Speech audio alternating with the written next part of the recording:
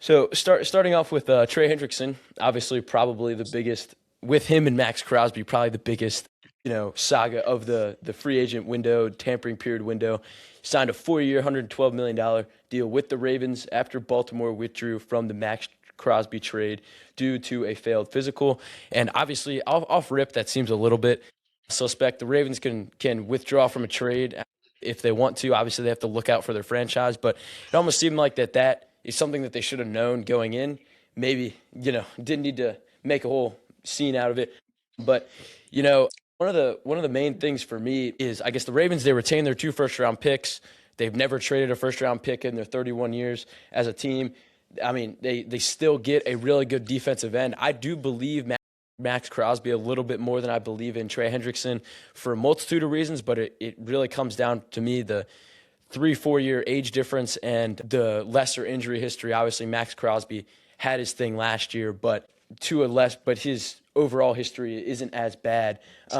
And the first thing when I saw it come on my TV screen, I expected Trey Hendrickson to get a 2-year, like the average annual value was similar to what I expected, but I didn't think he was going to get a 4-year deal coming off these injuries and being 32 years old almost. He will be this upcoming season. And but there's obviously no doubt about his ability. It upgrades a position that the Ravens really needed really, really badly. And for the Raiders, they were in a really good spot, spent big on pieces who are going to become their core. Then they were going to have 2 extra first-round picks. Obviously don't get that, but they still might have Maxx Crosby back in the building, and they're still in a better place anyways. But, so I think all in all, Ravens get a good side out of this, and I think the Raiders, while worse off, they aren't in as bad of a position as people might think that they are.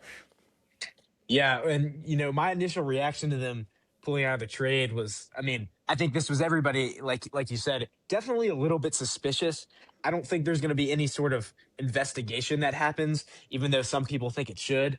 But I think the failed physical is interesting, and something I saw on Twitter the other day is how did Trey Hendrickson pass a physical and he hasn't played since the Biden administration? Yeah. And Maxx Crosby, you know, like he's I know he tore his ACL or whatever last year, but usually a guy who's always playing no matter what the Raiders record has been over the past year. Yeah. So I think for Baltimore, this is probably a good thing just because they knew they could get Trey Hendrickson, and I think that's part of the suspicious thing. But being able to have him and retaining your first round picks is definitely big. I think, and this is not even because I'm a Steelers fan and I'm anti-Ravens. I don't think Trey Hendrickson is going to be what he used to be. I think the 4-year contract is a little bit puzzling, Yeah, like you were exactly. alluding to, with him being, I think, 31. And so, I do think he's definitely an upgrade, for the Ravens, and they will get a decent amount of value out of him, but it's not going to be what they paid for, in my opinion. And I think, on the flip side for the Raiders, I think this kind of backing out is a little bit of a blessing in disguise. Yeah. To like you said, they spent big on free agency, love what they've done, absolutely love what they've done, and then kind of building around that defense and us in their offense too, assuming they're going to draft Mendoza. And then also getting Maxx Crosby back, who said he's committed to being a Raider. He's committed to being really whatever team he's on. And they said they're not going to trade him for the remainder of the offseason. So I think the Raiders could be dangerous next year, in my opinion, if Mendoza pans out. But I think a little bit suspicious at the beginning, but kind of a blessing in disguise for both teams. Yeah, certainly. And, I don't think you're ever going to be able to doubt Maxx Crosby and his – this isn't going to affect him at all. He's and that was going to be one of the questions I asked, but obviously this whole thing evolved. What do we think is going to end up? And, he's going to – I think, obviously, for sure he's going to be a Raider next year. And I think he's going to produce. And, so that's – I honestly think that this trade never happening is not a bad thing. Obviously, the Raiders want the 2 first-round picks as they are in a rebuilding phase. But what they've done in free agency, if they draft right this year, they're by no means coming for a good seed in the AFC playoff picture. But I do believe that the Raiders are on the getting quickly on the right side of a rebuild, just depending on how the QB situation works out. If they can get a couple better weapons in and just other pieces, particularly offensively. So that'll be interesting to see. Overall, I mean, I just think in terms of Hendrickson to the Ravens, that's good for them. Not as good as what Maxx Crosby could have been, but it's still beneficial for them, especially since that they only gave him $60 million guaranteed, so they can get out of the deal earlier if they need to. They're just hoping he's going to pan out for longer. But yeah, so that's that whole thing with them. And then secondly, before we get into quarterbacks, is obviously Super Bowl MVP Kenneth Walker went from Seattle to Kansas City on a 3 or $45 million deal. And we know how bad the rushing attack was for Kansas City last year. And Seattle was just unwilling to give him a new deal, which I understand it to a degree. They can roll with Zach Charbonnet a little bit. They already used 2 running backs. They didn't have a full-on RB1 system. Obviously, Kenneth Walker was like the guy over Zach Charbonnet, but it wasn't like a $15 million top tier like running back usage that they were willing to dish out money for, especially since they want to do that in other areas to keep up their success at this point. Yeah, I mean, I think a lot of fans around the NFL were definitely a little bit puzzled and honestly a little bit angry too about the Seahawks not re-signing him. But I'm Yeah. kind of with you. I don't hate that move at all. He's probably asking for a decent amount of money, and the contract that he got in Kansas City, I wouldn't say is like outrageous, but it's also, I don't know. I don't know if I'm Seattle that if I want to commit to that, considering that they have that 2 running back approach and could probably get a decent running back in the draft if they need to fortify that area. And I think Kansas City, like you said, I think it's a good move for Kansas City, but at the same time, with where they were in the draft, I think that would have been a prime area to draft Jeremiah Love out of Notre Dame. And Yeah. so, like, I don't know, like, this is a risky move because it feels a little bit like a reach, but it's a reach that could pay off as well. I mean, he had a great playoff run, great Super Bowl, obviously, but other than that, last season, I'm not sure that he was like. I think the Super Bowl MVP performance in really a game that was kind of like nobody was doing like anything super special is gonna like really inflated his value a little bit and got to his head. Yeah. So like I think it's a risk. I think it's a risk by Kansas City for sure. Don't think he's not worth his contract, but I also don't think we can definitively say that right now. Yeah, I completely agree. So, like, I think people are high on the way he performed in the playoffs, but obviously he wasn't the same. He wasn't the red zone guy for them, and just I wonder. But obviously, an area that the Chiefs needed to spend in, and so they did it. And I mean, it might, like you said, he might not live up to 15 million a year, but he will certainly be a crucial piece and certainly be very good and a big plus from last year for the Chiefs. If you have anything final to say on that. Yeah, I want to also add with that rushing attack. I think who was it? Kareem Hunt and Pacheco last year, because I It know was. Pacheco is now on the Lions, Yep. but I mean Is Kareem Kareem Hunt's Hunt still old. there? I think he's still there. I couldn't guarantee that, but he's aging. So this is a really big risk unless they're also trying to like do something weird and all still draft running back. Yeah. Um, and now that kind of like a lot of these lower or like higher pick teams have fortified their running back position, there's also been a lot of question of where Love will go in the draft. He might Yeah. drop to late first round, somebody get a steal, who knows? Or Yeah. maybe he's just overrated. But that's kind of Yeah. Yeah. Kareem Hunt. He is a free agent. We don't know where he's going to go yet, but he is a free agent. So it just depends on if they decide to okay. re-sign him or not. They could Yeah. probably get him back for pretty cheap. I wouldn't see why Oh, they I'm couldn't do sure. that. I'm But sure. yeah, now transitioning over into quarterbacks. First one we'll start off with is Danny Dimes getting a 2-year, $88 million contract to stay in Indianapolis after getting the transition tag to work out a new deal, staying with the Colts. And he'd been like obviously up until week 14 is he had one of the best statistical in many areas, like top 10 or above. And it does seem to be quite a bit of money for one significant season, especially after an injury.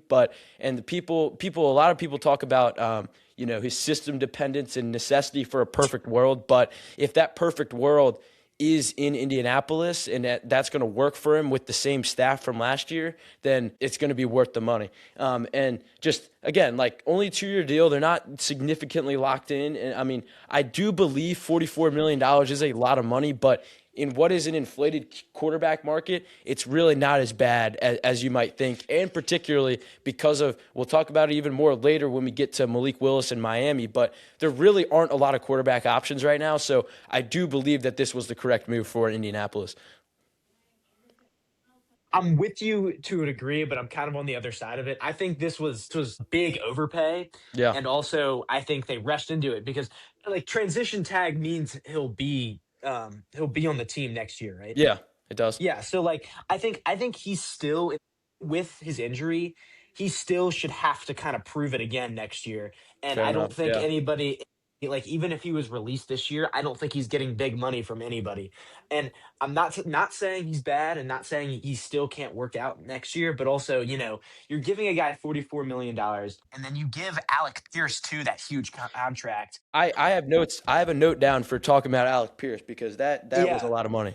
Yeah, and I won't get into that too deeply, but if you're looking at what's around him, and also trading away one of your wide receivers too, like that, it's a little bit confusing there, and I think Daniel Jones still can be good, but again, he got hurt. He got hurt that at the end of the or in like the middle of the season last year. He hasn't really proved anything in terms of like playoff success.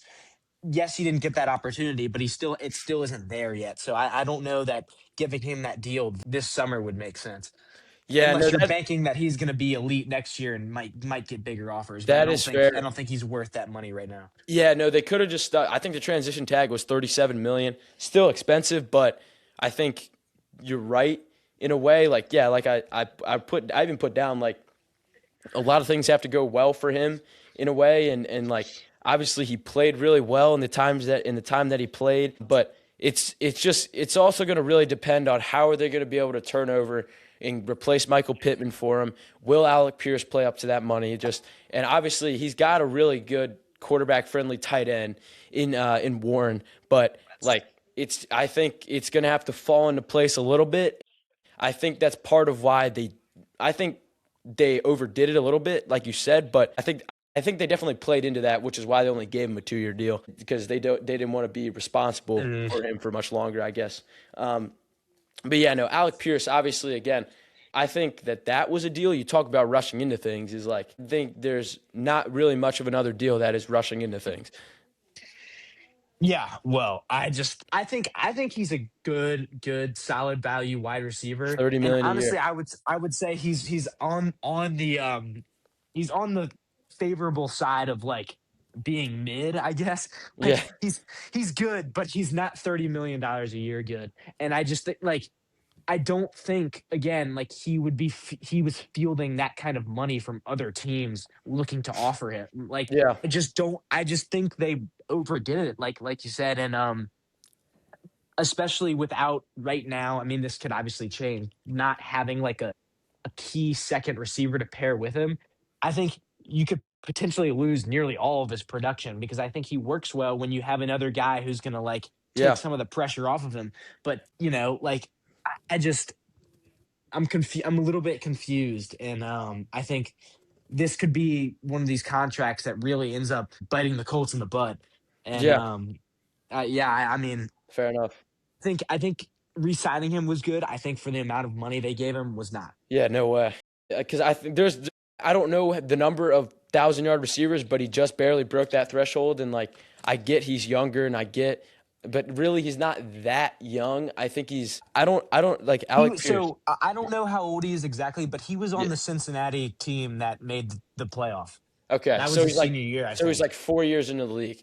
Um, Yeah. so he's relatively young. Actually, I take that back. But still, I feel like there's a lot of wide receivers that if you do it right, you can find one for cheaper than 30 million a year. Like in Yeah. many, like, and again, I get this season in particular was a little bit weaker, but I don't know. I feel like they could have done a little bit better with that. You guys like Romeo Dobbs got I think 18, 19 million a year, and I would consider them comparable wide receivers in my personal opinion. Romeo Dobbs is older, but I would consider them in terms of skill. similar level. Right, and I also think, sorry to interrupt you, like if you're looking at it from the Colts perspective, that seems like I think we're ready to go and try to win the Super Bowl. And I don't I just and the thing tying in with Daniel Jones, like we don't know if he's capable of that. Like he still could be, but like I just like I don't see that being the case right now. And when you are dedicating that much of your cap space to what, and I'm trying not to be like disrespectful, but to what is possibly not even like a true wide receiver one, I think that's just kind of Yeah, questionable again. 100%. It's just like they, yeah, it's just a little bit, and it's going to be interesting to see how they can get back to the playoffs with what they're able to, or not get back to the playoffs, try to get back to build on last season. And also, Yeah. correction, Romeo Dobbs and Alec Pierce were in the same draft class, so they are very comparable. Then on that front, they're both like this was their first like new contract like outside of the rookie Yeah, like deal rookie year. deal. Okay, Yeah, got it. so, but yeah, no, that's Alec Pierce. Again, I'm not trying to, it's the same thing as Daniel Jones. I'm not trying to necessarily hate or anything. It's just like, I feel like there's a lot to prove for that much money. Well, I mean, yeah, and he was probably lobbying for that big contract and he got it. So now you got to Yeah. go prove that you were worth it. Yep. And Exactly. just like holding like political office, like people elected you, so now they have the right to criticize you. Yep. Exactly. Exactly. Kyler Murray. Now, again, we're getting into we're getting over into new, like, quarterbacks that are like Kyler Murray and Tua mostly, but in those quarterbacks that are, you know, getting onto their second team, getting into the unk reels. But Hmm.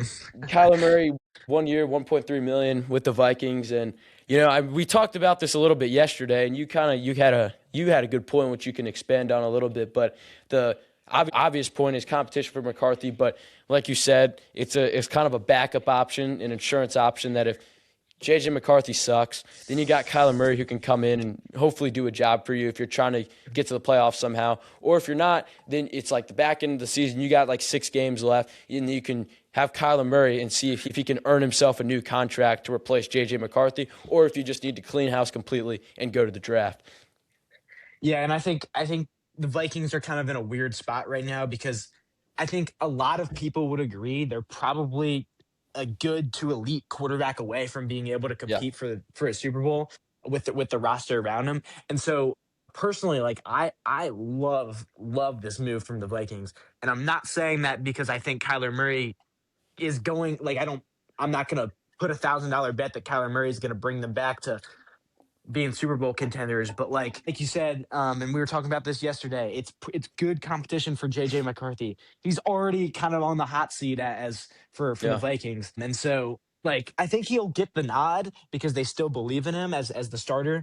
But it'll definitely be a competition in camp, and Yeah. like we said, if he sucks, Kyler Murray has an opportunity to come in there and prove something. And if he's not good, then you're probably going to be pretty high up there in the draft, replace ready to find your next quarterback. But kind of like a win-win situation. I think they're using this season as like an experimental season, trying to find if either of those guys can be your long-term guy to Yeah. elevate your franchise. Especially with, I mean, you got him so cheap. Like I think that was a win for the Yeah. Vikings.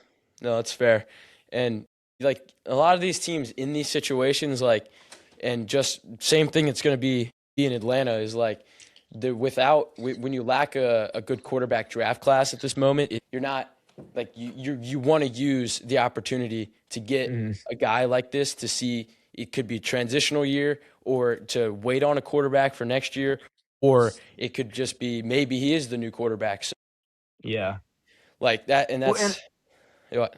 I think for Atlanta, like it makes like I I guess I can see the value in picking up Tua, but it makes a lot less sense to me than Yes, than 100%. for the Vikings because I believe in Penix a lot more I than agree. Yeah, we than were gonna get to than that. I Yeah, believe in McCarthy. And so like, and Penix is a guy who's had a bad like a defensive minded coach and a bad coach. I yeah, think most would agree.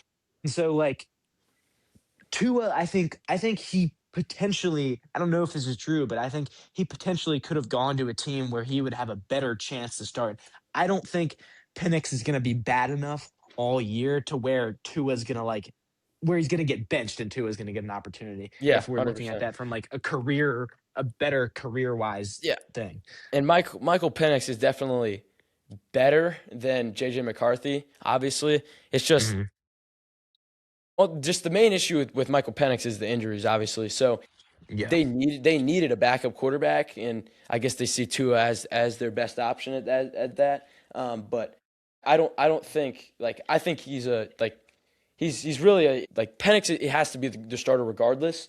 I mean, Tua is really just a lost cause backup option, and he's mostly just an insurance policy. I think Kyler Murray has a legitimate shot at playing significant games for the Hmm. Vikings, but unless Michael Penix gets injured, there's no way for me on Atlanta. So, like you talk about, it's competition in Minnesota. There's no way unless Michael Penix isn't ready to play after his injury. Then there's no way. There's no way for me. Yeah. Yeah, but And I Malik think Willis. comparing Oh the yeah, two continue. quarter sorry, I think No, you're good. comparing the two quarterbacks like I'm not going to say anything here in terms of what I think Kyler Murray can do, but what I will say is I think he's has way more of a chance of elevating the Vikings to being where they want to be than Yeah, Tua does.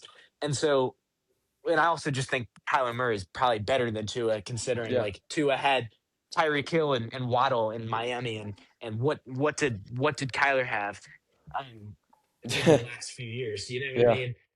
a hundred So percent. who knows? But I think Kyler Murray it's a different situation, like Yeah, you were saying. um, especially when they were able to win games without him a little bit in Miami. But Malik Yeah, Willis yeah, as well. right. He's going to get 3 years, $67.5 million contract in Miami, 45 guaranteed, and it's that 45 million guaranteed is made so that they can move on from him after a couple years if they need to. And for me, I guess like we talked about, weak QB market. Dolphins need an option. Like they're not going to get a really good. They're not going to. There's no quarterback from the draft at that point that's going to be a legitimate starter. Tua's got $99 million of dead cap for him, and this was probably the best route for them to go. It was a solid backup in Green Bay. Obviously, didn't work out in Tennessee, but he has the ability. Like he has the ability to be better for them than Tua was at the back end of his tenure there. I'm kind of unknown on this one. I don't really have like a I believe in it or I don't believe in the move, but I do believe it was the best thing for Miami to do at this point. I'm with you there. And I think from watching the games that Malik Willis played for the Packers last year, I think he's very, very deserving of a shot to be a starter somewhere. Yeah, And I think they got him on a very good contract because I think a lot of insiders, you can be the judge of whether they're reliable or not, but they were thinking he was going to get 30 million plus in free agency. yeah, And to me, I think he's gotten a real opportunity to be really good. I'm yeah, not saying he will be, but like I, you look at where he got an opportunity. He came out of Liberty, and this is something that he said too. He said he wasn't prepared for the NFL coming out of college, and so I think that's fair enough. And then he got drafted to the Titans. So did he really get a real shot to succeed? Probably not. And then no, ever since he's been a backup, and now he walks into Miami. Right, this is a franchise that's not going to have really any expectations this year. Still have Jalen Waddle. They're going to have Tyreek Hill, who's probably not going to be his best anymore, but still another solid wide receiver. You know, I think this is a good move. I think this is a good move. I think he's got a chance to really show what he's worth. And again, for Miami, if he shows if he shows that he's good, he'll be there for I don't yeah. know how many years. And if Wow. he's not, then they can be in the running for Arch Manning. Yeah, exactly. Like again, we talk about 2027. You got Arch Manning, Julian Sane. You got all these guys that are potentially going to come next year. And so I think some of these teams are waiting and hoping that maybe what these transitional quarterbacks and backups and insurance policies that they've signed or could be it. Could have to wait till 2027. But yeah, no, I just think with how bad the quarterback market is right now, this has the potential to be good. And Miami's again, they're another one of those teams that's just mid. And now I haven't looked fully into what that they've done. Obviously, they've changed coaches. That's obviously the big thing. Changed GMs, all that. But I do believe that if they do it right, they have the ability to compete if Malik Willis is able to do it for him. So again, there's another team similar to Atlanta, similar to Minnesota that like you feel like Minnesota's better than both of them, but if Mm. you feel like that if they do it right, then they can really push up and hopefully into the playoffs. But yeah, that's that. Yeah, I paused. Yeah. All right. So I guess before we segue into the Panthers and Steelers signings, I think it is a good time to announce farewell to Mike Evans, which is very, very welcomed as a Carolina Panthers fan. Him going as far away as possible. Doesn't really get much better than that for me. Obviously, no personal hate, but I'm glad that he's gone. That is all I have to say. Can you remind me of the contract details here? He's the one contract I did not write down, but I can remind you. 3 years, $60 million. Okay, well, that's not too bad. I mean, he's obviously old, and stuff, and you know, I keep seeing like his like the picture of him signing with the 49ers and then like the NBA like washed music thing. Um He's and probably then all not the going to be comments are washed. yeah, all the comments are like bro has not played a snap yet. Anyway, Yeah, I think this is a good signing for the 49ers. yeah, it's pretty fantastic. And I think it's good at a good price too. Yes, Um and 49ers have been kind of up and down in terms of the wide receiver position. And obviously with Ayuk just like going crazy and kind of wasting his potential, he's not going to be an option anymore. And 49ers always competing. I think he'll keep them there. Maybe they can make a run at he can make a run at another Super Bowl. yeah.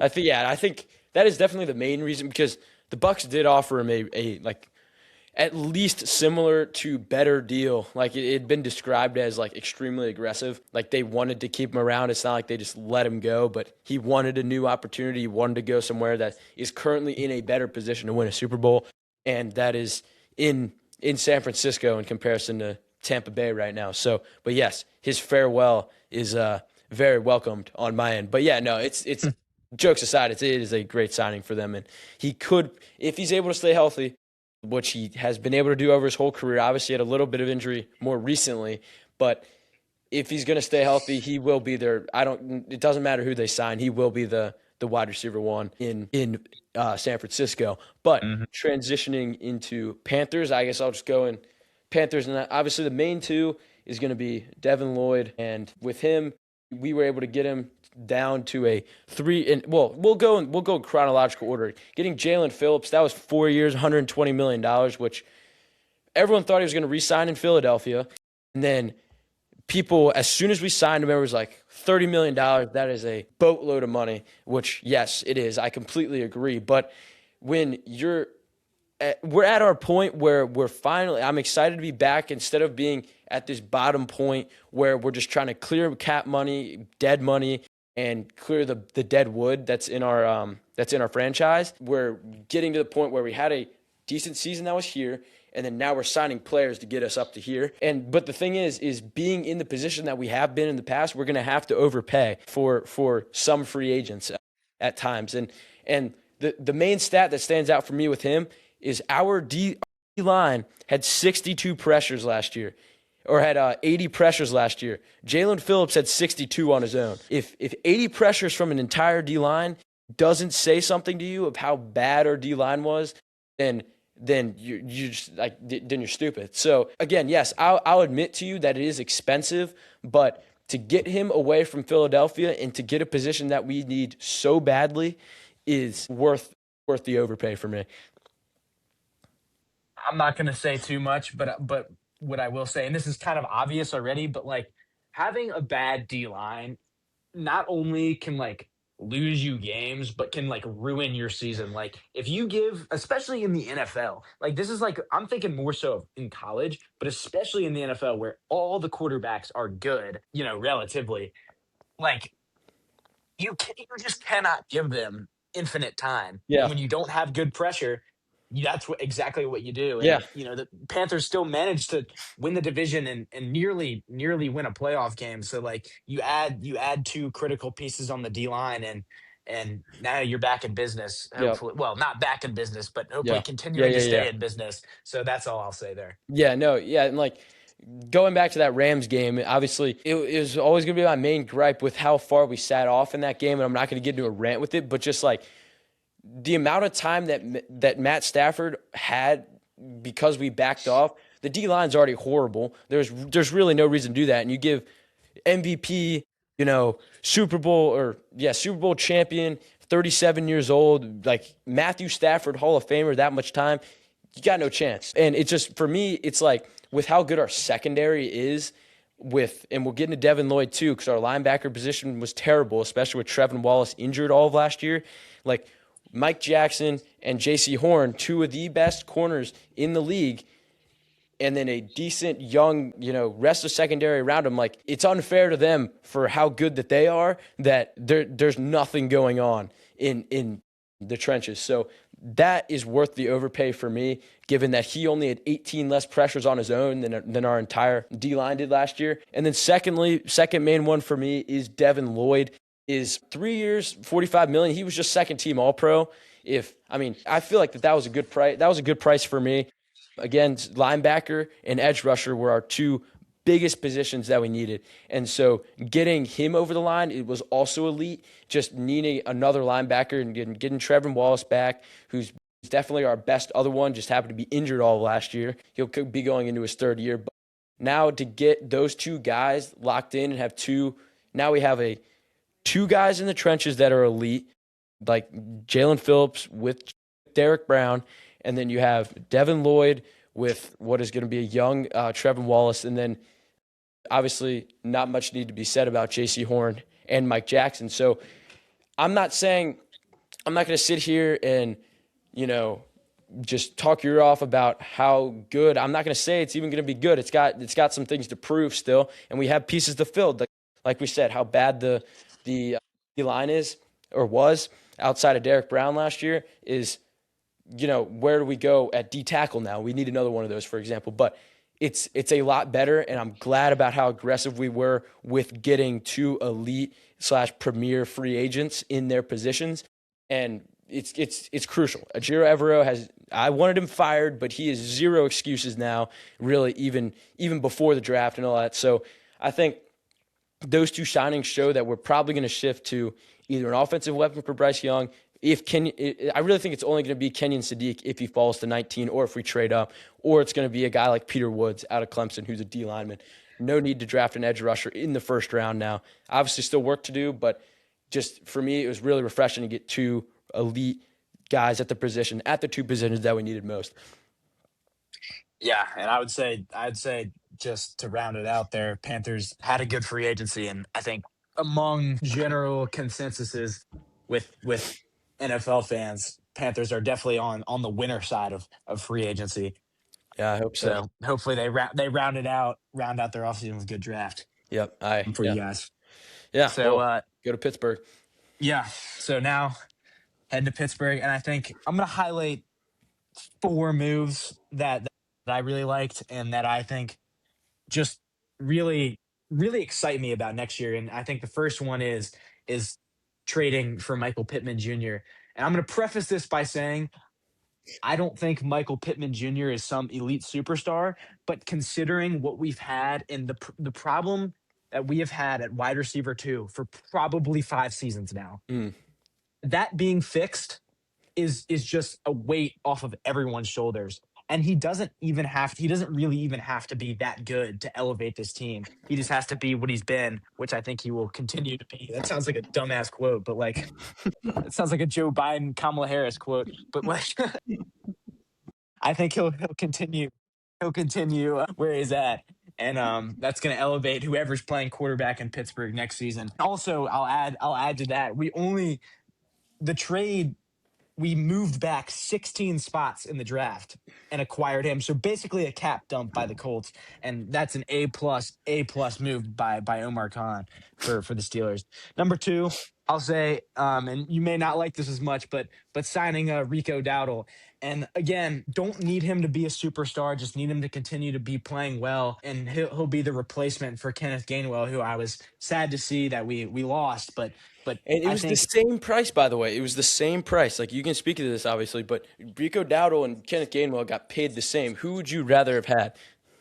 well, see, here's the thing. Here's the interesting thing, and I'm kind of gonna avoid the question a little bit, but like Kenneth Gainwell had a great season, 100%. But my one concern was if he would be able to replicate that, just because, like, I mean, that was probably the best season of his career. I just I was a little bit concerned about him being able to replicate it, and I think also we decided to pay Jalen Warren, and so I Yeah. think like he's still kind of our guy. But Rico Dowdle was I don't really to me it was kind of like a toss up. Yeah. But I'm happy with if we let Kenneth Gainwell walk. I'm happy with signing Dowdle, Yeah. and Quick. I'm excited to see what he can do. Yeah, quick follow up also is now getting obviously I forgot about Jalen Warren, but now you have Jalen Warren who I personally believe, like you could probably speak a little, has been decent enough to be a high tier RB2. And so I don't Mhm. believe that you can just get rid of him out of the offense, obviously, just because you signed Rico Dowdle. So for me, like, how do you feel that that should be split, and how do you think that they will do it? And then also just like Rico Dowdle mentally, because obviously where he's signing is in hopes of being an RB1, just is why he left Dallas and because he left, at least I think, but definitely why he left Carolina. Well, so here's where I think it's a little bit different. I think going in to signing with the Steelers, like he's gonna meet with McCarthy and stuff, and I think I think he knows what his role is going to be, and it's Yeah, going to be a split that's fair. backfield. Yeah, And Warren's a smaller guy. He's very quick. He's very powerful, but he's not a power back. And Rico Dowdle is. So that's it's gonna kind of be the same thing that we saw with Warren and Gainwell last year. It's gonna be a split backfield, and they're gonna be used situationally. And I think both of them are aware of that.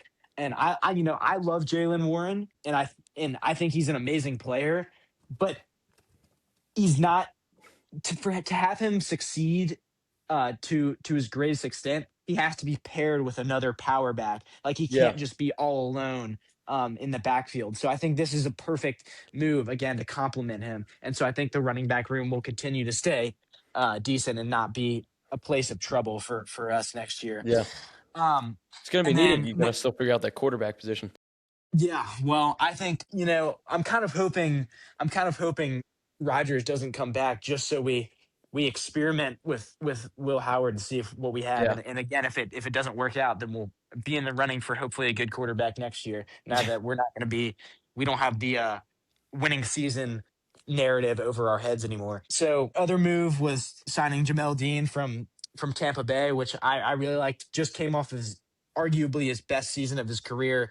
Um, and definitely needed after we had let go some of our DBs from last season, let them walk. That's a great move, and all of Steeler Nation has been excited about yeah, that. And I think we also got him on a pretty reasonable contract, which I like too. I'm excited for that. And then finally, last move is yesterday we signed Jawan Brisker, not Juan.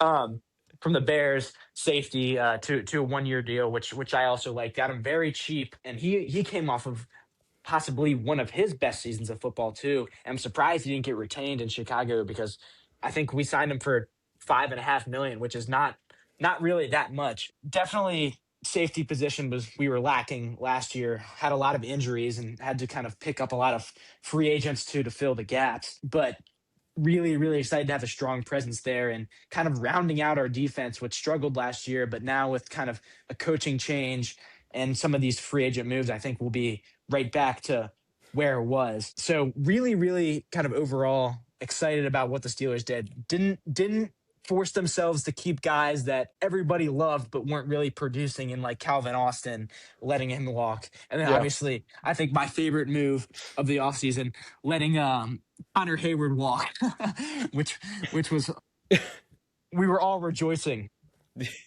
So I'm really excited about it. I think for what we did and situationally looking at it, this was pretty much as good of a of free agency as Steelers fans could have asked for.